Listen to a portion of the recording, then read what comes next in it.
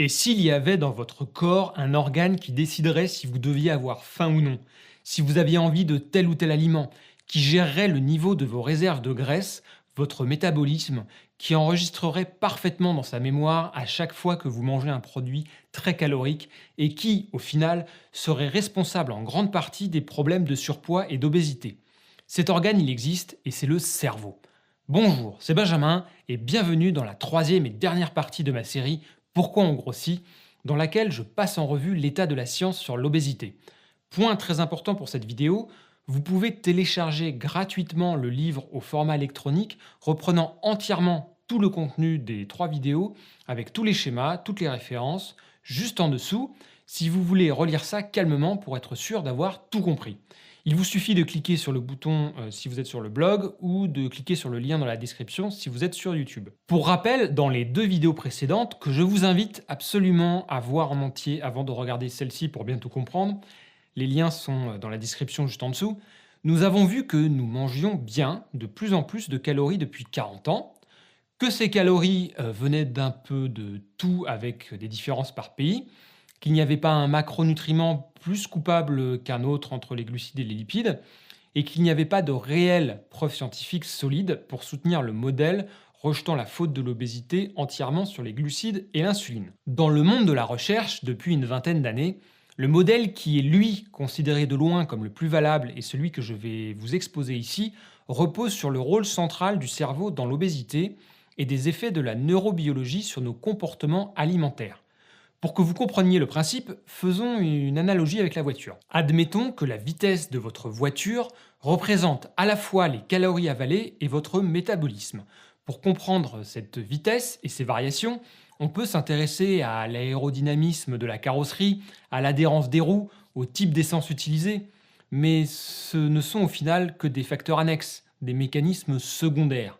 Si on veut vraiment comprendre la vitesse de la voiture, il faut remonter la chaîne et regarder celui qui décide en premier de la vitesse, c'est-à-dire le conducteur. De même, pour la prise de poids, plutôt que de se focaliser sur des mécanismes annexes, des réactions biologiques très périphériques, il faut s'intéresser à qui décide avant tout de nos actions, qui décide des aliments que l'on avale et de la nourriture que l'on ingère, de la régulation de notre masse graisseuse, c'est-à-dire notre cerveau. Avant de rentrer dans le détail, une petite histoire qui va illustrer mon propos. En 1974, Anthony Sclafani, un neuroscientifique à la City University de New York, étudiait l'appétit et cherchait avec ses collègues le moyen de faire grossir rapidement des rats pour ses recherches. Mais c'était très lent avec les aliments classiques que l'on donnait aux rongeurs à l'époque.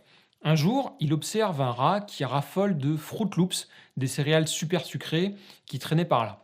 Il a alors l'idée d'acheter au supermarché du coin les produits transformés adorés par les consommateurs, comme des cookies, des bonbons, du lait concentré sucré, du beurre de cacahuète, bref, des produits aussi bien sucrés que gras. Les rats vont immédiatement se ruer sur ces aliments et en quelques semaines devenir obèses. Sclafani publiera sa trouvaille en 1976 sous le nom de Supermarket Diet, le régime supermarché, connu ensuite plutôt sous le nom de régime cafétéria, car ce sont des produits que l'on trouvait aussi beaucoup dans les cafétérias des universités. Cela reste encore aujourd'hui le moyen le plus efficace pour faire trop manger des souris et des rats et les faire grossir, et c'est une parfaite illustration de ce qu'il se passe chez l'homme. Ce que l'on va voir ensemble, c'est toute une série de mécanismes qui sont présents chez nous comme chez les autres animaux, qui nous ont permis de survivre pendant toute l'histoire de notre espèce, mais qui se retournent un petit peu contre nous dans l'environnement moderne. Alors évidemment, on va passer en revue des mécanismes très complexes, mais j'ai vraiment essayé de vulgariser tous les concepts pour que chacun d'entre vous comprenne sans problème, n'ayez crainte. Et pour être totalement transparent, je me suis surtout beaucoup aidé du travail d'un expert sur ce sujet, l'américain Stéphane Guinet, qui a fait un travail de vulgarisation remarquable sur ce thème. Il y a beaucoup de recherches sur les mécanismes de décision dans le cerveau ces dernières années. En effet, contrairement à ce que vous pouvez penser, nos comportements sont dictés en grande partie par toute une série de mécanismes inconscients réagissant à certains signaux. Alors comment on décide et on agit pour manger? Comme l'expliquent parfaitement les Anglais du département de psychologie de l'université de Sheffield, qui sont vraiment à la pointe sur ce sujet, si vous n'avez pas mangé depuis un moment, votre corps veut de l'énergie pour sa survie. Et donc, à ce moment précis, manger est une action rentable. Il faut donc qu'il vous pousse à aller chercher de la nourriture.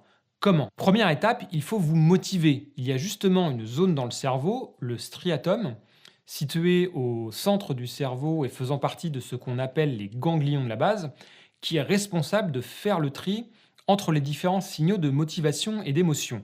Faim, soif, peur, envie sexuelle, froid, chaud, etc. Dans notre exemple, c'est la faim qui gagne car elle est plus forte que les autres signaux à cet instant, et le striatum met alors en stand-by les autres signaux. Vous commencez donc à ressentir la faim et à être motivé pour manger. D'autres mécanismes dans votre cortex cérébral prennent alors le relais et commencent à s'activer pour trouver concrètement comment obtenir de la nourriture. Les différentes options enregistrées dans votre mémoire, par exemple commander une pizza, aller au resto, ouvrir le frigo, entrent en compétition, toujours de manière inconsciente dans le striatum, qui va déterminer le gagnant par rapport aux informations que vous connaissez inconsciemment. La nourriture est-elle bonne? Quel est le niveau d'effort pour y accéder? Le coût financier? Et c'est ainsi pour chaque étape du processus de décision. À chaque fois, vous allez avoir une compétition entre les différentes régions de votre cerveau dédiées à la motivation, à la cognition, tout ce qui est lié à la mémoire, au raisonnement, à l'apprentissage, ou au mouvement. Maintenant que l'on a compris les bases du processus de décision du cerveau, comment ce dernier décide quoi et combien manger précisément? L'élément central dans ce processus, c'est la motivation. Et la molécule qui est au cœur de cette motivation, c'est la dopamine. Vous en avez forcément entendu parler, souvent on la décrit d'ailleurs comme l'hormone du plaisir dans la culture populaire. Mais ce n'est pas vraiment ça en fait. Le plaisir, c'est autre chose, lié plutôt à des endorphines. Non, la dopamine est un neurotransmetteur, une molécule avant tout liée à l'apprentissage. Quand on accomplit un objectif, de la dopamine est produite pour renforcer le comportement à succès qui a permis de l'atteindre. Par exemple, si vous allez dans un restaurant où vous trouvez le repas absolument délicieux, vous allez produire de la dopamine pour apprendre que toutes les actions et les signaux qui vous ont mené jusqu'à ce restaurant sont positifs et qu'il faut les enregistrer. L'illustration la plus célèbre est celle du fameux chien de Pavlov. Au début du XXe siècle, le médecin russe Ivan Pavlov étudiait la digestion chez les chiens et il avait remarqué qu'ils salivaient à chaque fois qu'ils voyaient de la nourriture. Il se mit alors à faire sonner différents instruments, notamment une clochette, à chaque fois avant de leur servir de la nourriture, si bien qu'au bout d'un moment, les chiens avaient totalement appris à lier le son de la clochette avec la nourriture et ils salivaient juste avec la clochette sans nourriture. C'est ce qu'on appelle aujourd'hui le conditionnement pavlovien, le fameux réflexe de Pavlov. Et c'est le même mécanisme qui vous fait saliver et vous donne faim quand vous voyez une publicité pour du fast-food ou que vous sentez l'odeur du pain au chocolat se dégageant d'une boulangerie dans la rue.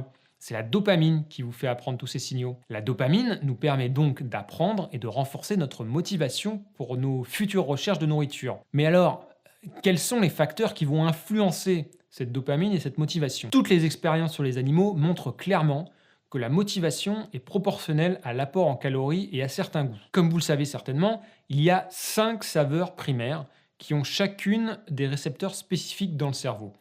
Le salé, le sucré, l'amer, l'acide et l'umami. Chacune de ces saveurs fait sens du point de vue de l'évolution, car elles indiquent au cerveau l'intérêt de l'aliment avalé. Le sucré est une très bonne source d'énergie, par exemple, sachant que le sucré comprend aussi l'amidon, des tubercules, des céréales. L'umami correspond à certains acides aminés, comme le glutamate, que l'on trouve naturellement dans la viande, les aliments fumés ou fermentés, comme le fromage ou la sauce soja. Et au contraire, l'amer indique à la base des aliments plutôt toxiques dans la nature. Il y a même certains chercheurs qui pensent que le gras pourrait peut-être être une 6e saveur, mais bon, c'est en débat. Quand on mange, les récepteurs sur la langue identifient déjà ces saveurs et envoient des signaux au cerveau. Et ensuite, au niveau de l'intestin, il y a aussi des signaux qui sont envoyés sur la densité énergétique des aliments. Si par exemple, vous mangez un gâteau au chocolat, à la fois gras et sucré, avec une petite pointe de sel, votre cerveau identifie ces saveurs, votre intestin signale que c'est aussi très calorique et donc une excellente source d'énergie, et votre cerveau va enregistrer tous ces signaux avec tout ce qui a permis d'y arriver via la dopamine. Si vous avez acheté ce gâteau dans une pâtisserie après avoir vu une pub à la télé, chacun de ces éléments pourra déclencher par la suite votre envie et la motivation pour aller chercher ce gâteau.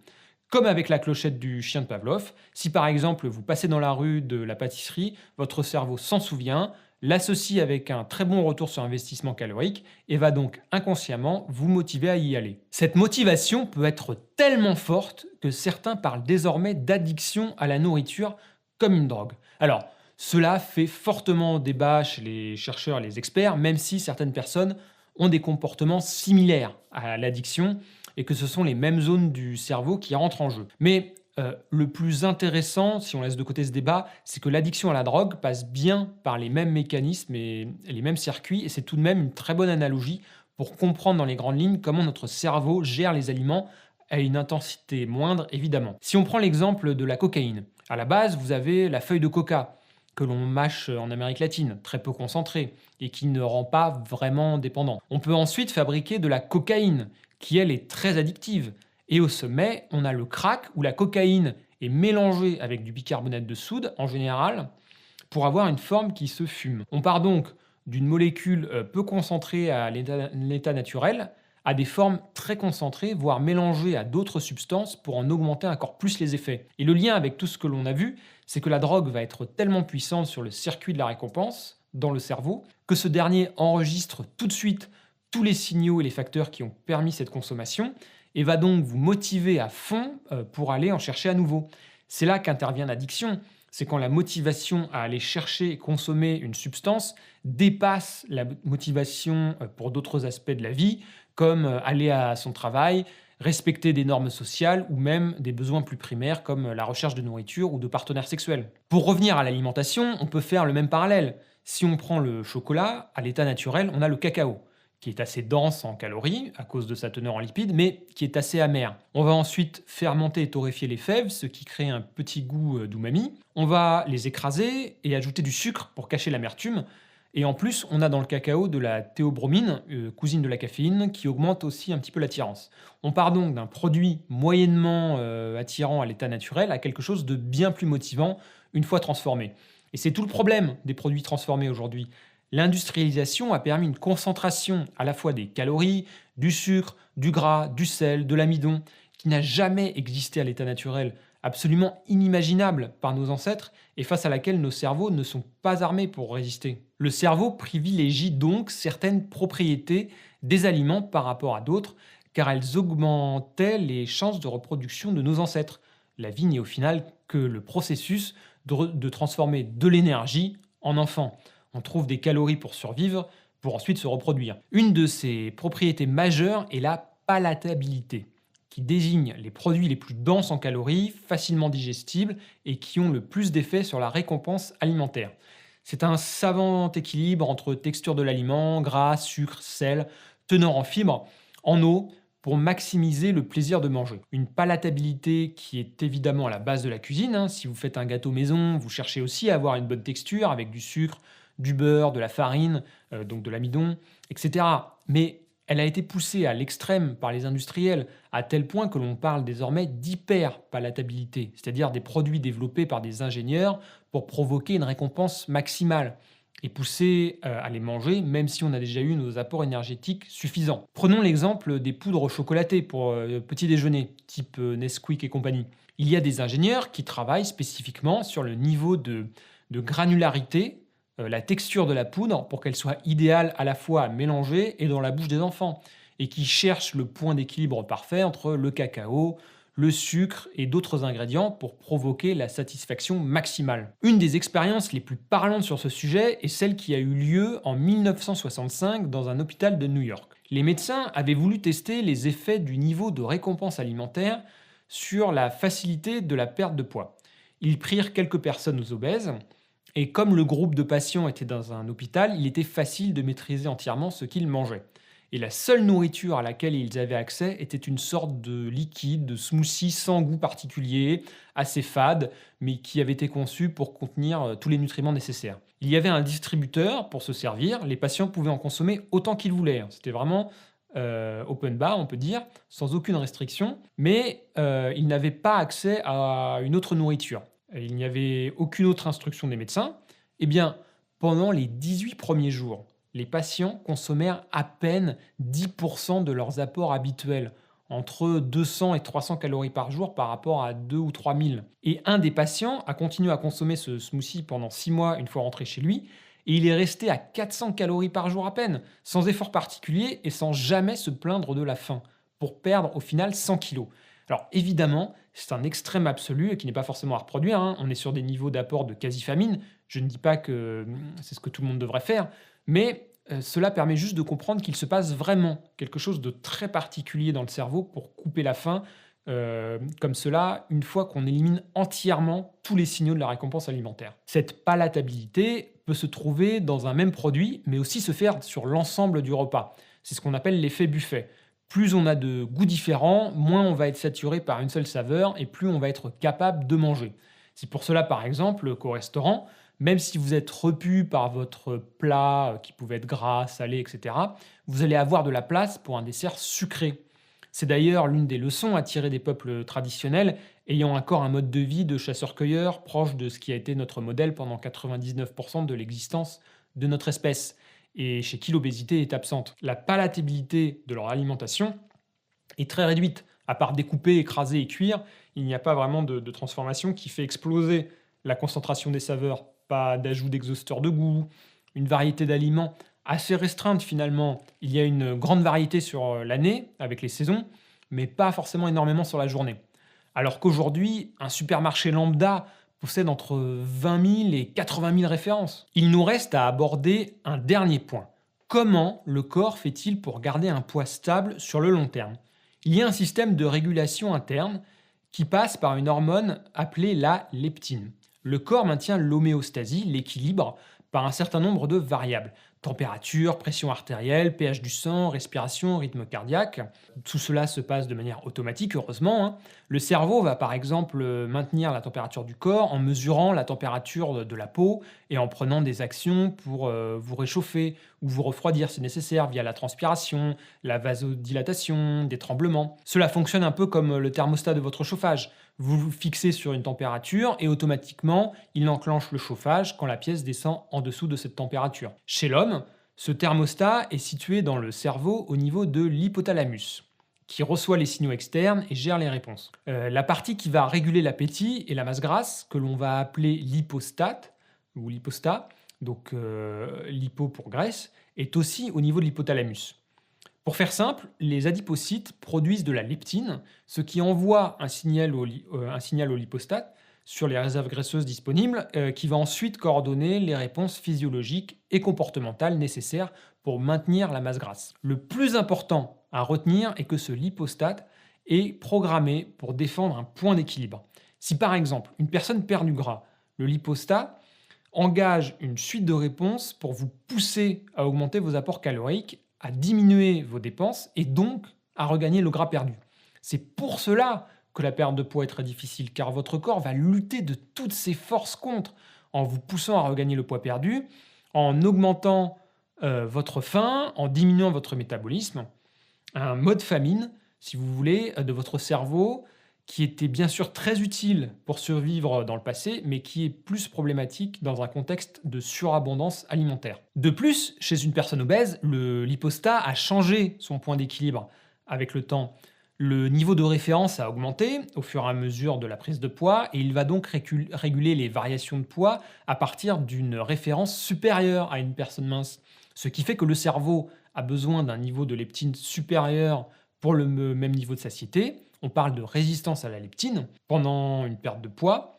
Le type d'alimentation influence aussi la réponse à ce lipostat. Un régime plus fade, comme on l'a évoqué, moins palatable, semble atténuer naturellement la réponse famine, car il y a des connexions entre la zone du circuit de la récompense et l'hypothalamus. Et c'est là que l'on peut noter une des grandes arnaques de certains régimes qui vous promettent de perdre du poids en mangeant vos aliments préférés, sous-entendu des aliments transformés, bien palatables, alors qu'au contraire, une alimentation plus basique, qui réduit la récompense alimentaire, permet de beaucoup mieux contrôler son appétit. La leptine permet de contrôler l'appétit sur le moyen et le long terme, mais il y a aussi d'autres mécanismes qui rentrent en jeu pour le contrôler à court terme d'un repas à l'autre.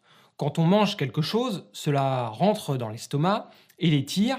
Il y a des neurones qui mesurent cette dilatation et envoient un signal au cerveau via le nerf vague. Ensuite, la nourriture va progressivement dans l'intestin, où il y a aussi des cellules spécialisées qui détectent le contenu en nutriments, protéines, glucides, lipides, Information qui remonte aussi au cerveau pendant que le pancréas et l'intestin produisent différentes hormones qui vont encore continuer à agir sur le nerf vague. Bref, tous ces signaux informent le cerveau sur la qualité et la quantité des aliments ingérés, à partir desquels il va produire un niveau de satiété approprié pour vous indiquer en fait si vous devez avoir encore faim ou non au cours du même repas. Et il y a un lien direct avec notre lipostat qui gère le long terme. C'est qu'en cas de régime, l'hypothalamus va influencer ce niveau de satiété pour s'assurer que vous mangiez plus à chaque repas pour reprendre le poids perdu. Quels sont ces facteurs qui jouent sur la satiété d'un même repas? Comme on l'a déjà évoqué, il s'agit essentiellement de la densité calorique, de la palatabilité qui donne une haute valeur à l'aliment et diminue automatiquement la satiété qu'il engendre, la teneur en gras, en sucre, en fibres et en protéines. Si on regarde les aliments modernes, qu'est-ce que l'on trouve justement? Glace, pizza, fast-food, soda, des aliments très denses en calories, à la fois en gras, en sucre, hyper palatables, pauvres en fibres et en protéines en général, et donc très peu rassasiants. La glace est un parfait exemple. Si je vous présente 1 kg de sucre brut ou 1 kg de crème, il y a peu de chances pour que vous avaliez tout d'un coup. Alors que si je vous mélange les deux pour faire de la glace, il devient tout de suite beaucoup plus facile de tout avaler. Regardons un autre exemple qui est sûrement le summum de ces principes. Un menu typique de fast-food avec un burger, une grande frite, un soda et un dessert glacé. On a donc au total des produits très palatables grâce à leur degré de transformation, très caloriques, très denses en énergie par rapport à leur volume, mais avec en plus une combinaison de différentes saveurs qui permettent d'aller plus loin que la satiété normale, qui existerait avec un seul goût. Le burger, c'est du salé, de l'umami avec la viande, du gras avec le fromage, et même un peu de sucré avec l'amidon du pain. Le soda, c'est évidemment du sucré. Les frites, du sucré, amidon de pommes de terre, du gras et de la friture et du salé. Et enfin, le dessert, c'est du très sucré avec du gras. Un savant équilibre qui permet plus facilement de trop manger par rapport à ses besoins. En dehors de l'alimentation, il y a d'autres facteurs qui peuvent jouer sur ces mécanismes de faim et de satiété, et en particulier le sommeil et le stress. La majorité des études montrent clairement que ceux qui dorment 6 heures ou moins ont plus de risques d'être en surpoids que ceux dormant de 7 à 9 heures par nuit, un lien encore plus notable chez les enfants. Les travaux montrent aussi que le manque de sommeil rend le cerveau bien plus sensible aux signaux des aliments, ce qui vous rend encore plus apte à manger plus de calories que d'habitude. En fait, cela rend plus sensible aux pulsions, aux envies immédiates et beaucoup moins aux risques à long terme, qui tiennent plus du raisonnement. En résumé, tout se joue encore une fois dans le cerveau où le manque de sommeil perturbe vos sensations de satiété. Vous aurez besoin de manger plus pour ne plus avoir faim, mais en plus, vous serez beaucoup plus attiré que d'habitude par tous les aliments que votre cerveau a enregistrés comme très caloriques et hyper palatables. Le moindre signal associé vous fera plus facilement craquer. Côté stress, il faut déjà comprendre de quoi il s'agit. C'est une série de réponses physiologiques et comportementales que le cerveau met en place pour faire face à une situation difficile. Ces réponses sont faites pour limiter les conséquences dommageables d'une situation menaçante et nous permettent d'être au maximum de nos capacités quand les enjeux sont élevés. Ce sont des mécanismes qui sont présents chez tous les animaux. Cela fait partie de la vie pour éviter les prédateurs, trouver de la nourriture, être en compétition pour se reproduire. C'est critique pour la survie. Raison pour laquelle les réponses au stress sont profondément imprimées dans le cerveau des animaux, dont nous. Mais de nos jours, pour une bonne partie de l'humanité, à commencer par les pays développés, la majorité du stress est de nature plus psychologique, plus que physique, mais cela entraîne en partie les mêmes réponses. Parmi ces réponses, il y a une zone dans le cerveau, l'amygdale, une paire de petits noyaux de la forme d'amande qui n'a rien à voir avec les amygdales dans la gorge et qui est au cœur de ces mécanismes. En cas de stress, elle active l'axe HHS pour hypothalamo-hypophyso-surrénalien. Alors c'est un nom un petit peu barbare qui désigne un des chemins majeurs de réponse au stress. L'amygdale envoie un signal à l'hypothalamus qui relâche à son tour une molécule appelée corticolibérine qui va signaler l'hypophyse, une glande dans le cerveau responsable de produire plein d'hormones. Hypophyse qui, elle, envoie à son tour un signal aux glandes surrénales, ces glandes juste au-dessus des reins qui produisent notamment du cortisol. Le cortisol sert à augmenter, parmi d'autres fonctions, les niveaux de glucose et d'acide gras dans le sang pour avoir de l'énergie disponible pour faire face au stress. On sait d'expérience depuis longtemps que la prise de médicaments corticoïdes, donc similaires au cortisol, peut faire prendre beaucoup de poids en stimulant fortement l'appétit. Il semble que le cortisol provoque en fait une forme de résistance à la leptine dans l'hypothalamus. C'est certainement la raison pour laquelle les études montrent que les gens les plus stressés gagnent en moyenne un peu plus de poids, surtout au niveau abdominal. De plus, la junk food, les produits hyperpalatables et caloriques sont plus réconfortants en diminuant les réponses au stress dans le cerveau, ce qui fait qu'en étant stressé, on va avoir tendance à être beaucoup plus attiré par ces aliments. Et en résumé, donc le combo manque de sommeil et stress chronique, qui est malheureusement devenu typique de nos vies modernes, nous rend extrêmement sensibles à l'appel des calories faciles. Et il suffit souvent d'un simple signal externe, publicité, odeur, visuel, pour craquer. Et dans un environnement où l'on est bombardé de tous ces signaux, le cerveau a malheureusement perdu d'avance. Nous arrivons enfin à la conclusion de cette série de 3 vidéos. Nous avons vu que bien qu'il y ait des différences génétiques rendant certains plus prédisposés que d'autres pour prendre du poids, cela n'était jamais une fatalité.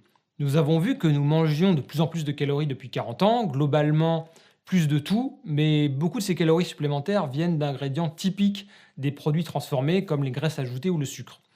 Nous avons aussi regardé les effets du sport pour voir qu'il ne fallait pas nécessairement en attendre des miracles pour la perte de poids, mais que c'était tout de même très important d'avoir une importante activité physique pour sa santé globale, pour réguler plus facilement sa satiété à long terme et pour préserver sa masse musculaire en cas de perte de poids. Ensuite, nous avons analysé objectivement les données pour voir si un des macronutriments était responsable, ce qui ne semble pas être le cas. Et nous avons déconstruit avec méthode les hypothèses de la théorie glucide-insuline. Enfin, nous avons vu en détail tous les mécanismes qui rentrent en jeu dans nos choix alimentaires et qui sont responsables en grande partie de cette suralimentation dans notre environnement moderne. Alors, quelles conclusions pratiques en tirer pour chacun d'entre vous, que vous ayez du poids à perdre ou non? Cela est valable pour tous et devrait, selon moi, être appliqué par absolument chaque personne. Tout d'abord, au niveau du contenu de votre assiette, pour avoir des sensations de satiété et de faim qui ne soient pas déréglées. Pour gérer au mieux son appétit, il faut donc privilégier les aliments qui possèdent toutes les caractéristiques que votre cerveau et votre système digestif considèrent comme très rassasiantes. Suffisamment de protéines, donc ça c'est par exemple une bonne portion à chaque repas, animal ou végétal. Une densité calorique faible, c'est-à-dire un volume important pour peu de calories, ce qui est le cas surtout pour les aliments riches en eau comme les fruits et légumes frais. Un apport important en fibres, car cela fait aussi augmenter le volume du bol alimentaire. Une variété des saveurs relativement limitée au cours du même repas. Ne pas chercher à avoir du sucré, du salé, du gras, de l'umami pour ne pas être incité à surmanger. Au final, de quoi on parle? D'une alimentation à base de produits bruts, non transformés, fruits, légumes, légumineuses, oléagineux, viande, poisson, œufs, etc. Une alimentation qui reste suffisamment basique, avec aussi une palatabilité assez limitée, même si bien sûr vous pouvez absolument cuisiner des plats plus complexes occasionnellement. Mais c'est vraiment fondamental, surtout si vous avez du poids à perdre, d'avoir plutôt quelques plats basiques qui reviennent régulièrement, peu élaborés dans vos menus, car comme on l'a vu, la satiété reste bien plus sous contrôle dans ces conditions qu'avec des aliments hyper palatables. A l'inverse, évidemment, il va falloir éliminer tous les aliments qui possèdent ces caractéristiques, qui en font les champions de la récompense alimentaire et qui renforcent nos comportements de surconsommation. Donc on parle des aliments très denses en calories, hyper palatables, possédant des teneurs en certaines saveurs dans des concentrations qui ne se trouvent pas dans la nature, comme du gras salé, du gras sucré, du sucré salé, etc.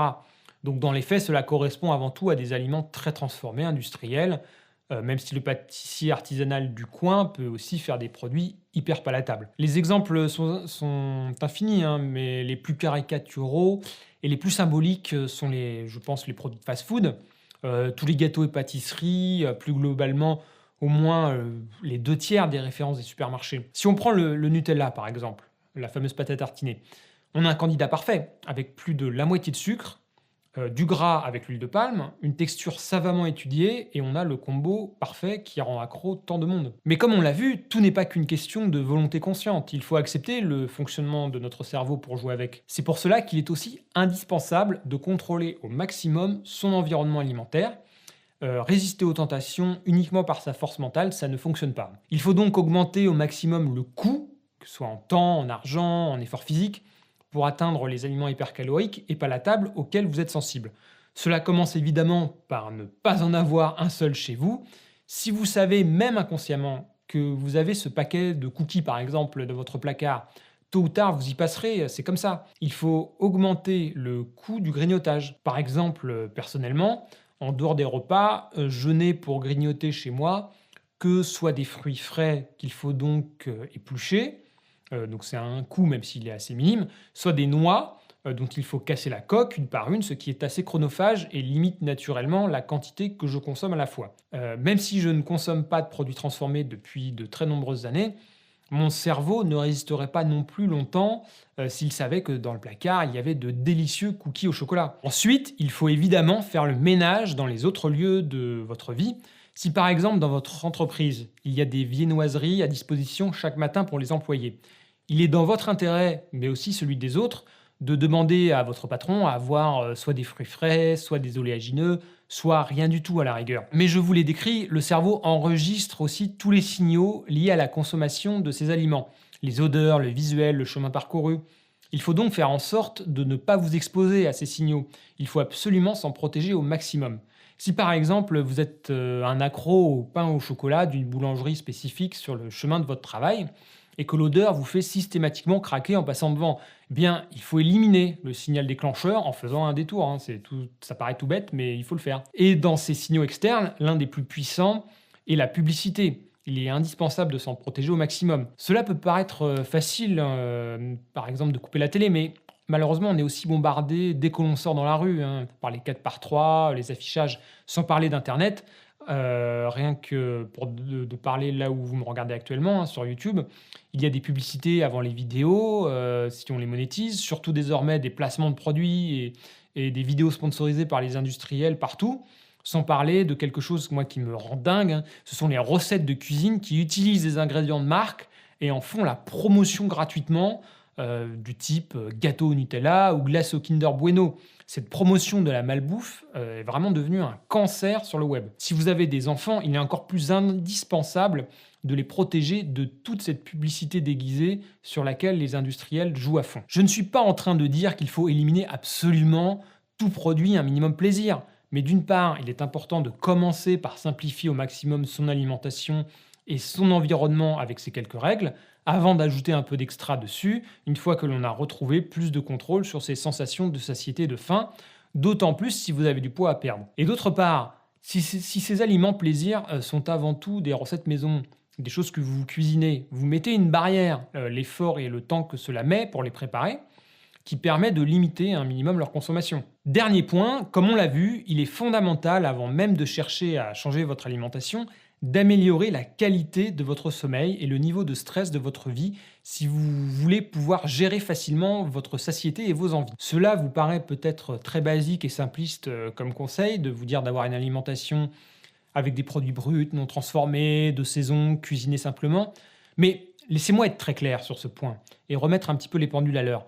Depuis 10 ans que je travaille dans ce domaine, après avoir rencontré ou discuté avec des milliers d'entre vous, avoir formé plus de 20 000 personnes à la cuisine au travers de mes programmes, avoir observé attentivement les comportements d'achat quand les gens font leurs courses et surtout aussi avoir analysé tous les chiffres de la consommation au niveau de la population, ce sont peut-être des conseils très simples, très basiques, mais dans les faits, très peu de gens malheureusement les appliquent réellement et entièrement aujourd'hui. Les chiffres de l'obésité, ceux de la consommation de produits ultra transformés ou ceux du nombre de repas servis par jour dans les fast-foods sont extrêmement clairs. La direction qui est prise est l'opposé total de ce que je défends ici. C'est pour cela que ces changements ne peuvent pas se faire uniquement au niveau individuel. C'est l'environnement alimentaire global qu'il faut revoir et cela découle de choix politiques et de société extrêmement clairs. Je ne vais pas faire ici un programme, mais en quelques mots sur les grands principes, il faut mettre en place des systèmes qui rendent beaucoup plus facilement disponibles les aliments bruts à la fois économiquement et géographiquement, et au contraire rendent très difficile l'accès aux produits très palatables. Ce n'est pas juste mettre une ou deux taxes sur des produits dont je parle, mais revoir de fond en comble le système. Comme on l'a vu au début de la vidéo, les pauvres sont plus touchés par l'obésité dans les pays riches. Il ne faut donc pas les pénaliser économiquement, mais réfléchir à des mécanismes de transfert plutôt. Il y a aussi une vraie question d'aménagement du territoire. Il y a des zones en dehors des centres des grandes villes où les seuls restaurants existants sont des fast-foods et où il n'y a aucun marché de produits frais. Il y a aussi toute une réflexion à avoir sur la répartition des subventions agricoles, pour les enlever notamment des ingrédients utilisés majoritairement dans les produits transformés. Je pense par exemple à la betterave à sucre. On pourrait aussi parler de la publicité, qui fait partie de ces signaux extrêmement puissants envoyés à nos cerveaux pour susciter l'envie. Si les industriels dépensent des milliards d'euros en marketing, ce n'est pas pour rien. Si le budget marketing mondial de Coca-Cola, environ 4 milliards de dollars, est similaire au budget de fonctionnement de l'Organisation mondiale de la santé, comment vous voulez lutter à armes égales? On ne pourra pas améliorer la situation si on ne régule pas aussi fortement la publicité pour les produits alimentaires, et je suis même convaincu qu'il faille l'interdire à 80-90% et qu'elle soit peut-être au contraire gratuite juste pour quelques produits spécifiques sans marque, comme les fruits et légumes. Bref, on peut discuter des moyens pour y parvenir, mais le plus important est d'être déjà extrêmement clair et ferme sur l'objectif à atteindre, l'objectif étant selon moi de stopper dans un premier temps la montée de l'obésité et des maladies liées comme le diabète, puis de les faire baisser dans un deuxième temps, car, comme on l'a vu au début de la vidéo, cela va de toute façon faire exploser les systèmes de santé de nombreux pays. Et si on est honnête intellectuellement, il n'y a, je pense, aucun doute que cela passe par la guerre contre ce qu'on peut appeler les produits ultra transformés, un terme dont on parle beaucoup depuis quelque temps. Et je ne vais pas rentrer en détail ici sur comment on pourrait classer correctement les aliments selon notamment leur degré de transformation pour mettre en place toutes ces politiques. C'est un sujet à part entière sur lequel je reviendrai sûrement une prochaine fois. Mais certains diront que les gouvernements ne doivent pas décider pour nous de ce que l'on mange, que c'est contre notre liberté. Mais d'une part, je ne pense pas que l'on estimait manquer spécialement de liberté sur ce sujet parce qu'on n'avait pas accès aux produits industriels dans le passé. Du fait qu'ils n'existaient pas, l'important c'était de manger à sa faim. Et d'autre part, cette liberté totale, est-ce qu'on laisse faire depuis 40 ans 40 ans que l'on a accepté que les industriels n'aient aucune contrainte réelle, juste des chartes, des déclarations de bonne intention, avec les résultats que l'on connaît. Où est la liberté de choix pour les millions d'enfants déjà obèses et diabétiques dans le monde Où À un moment, il faut savoir se poser les bonnes questions.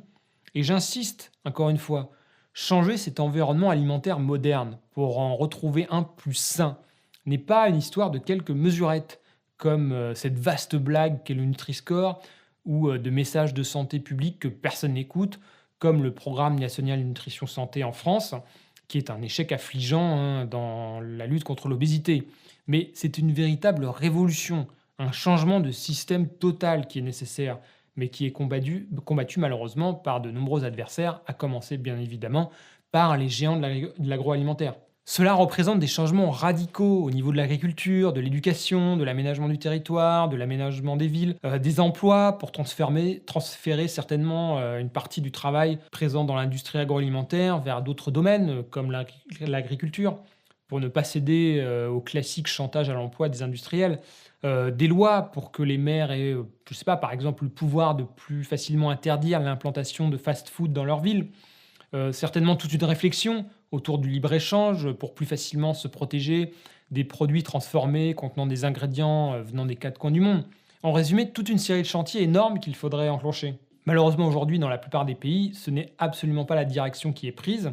Il peut y avoir des initiatives locales par-ci par-là, mais c'est un vaste sujet sur lequel on aura sûrement l'occasion de revenir une prochaine fois. En attendant, essayez de mettre en application toutes les actions individuelles que j'ai évoquées. Essayez de développer ce nouvel environnement alimentaire auprès de vos proches également, car plus il y aura de personnes autour de vous à avoir les mêmes comportements, plus ce sera facile pour vous et plus nous arriverons à modifier l'environnement un peu plus largement. Je vous rappelle encore une fois que vous pouvez télécharger le livre complet reprenant la série de vidéos en cliquant sur le lien juste en dessous.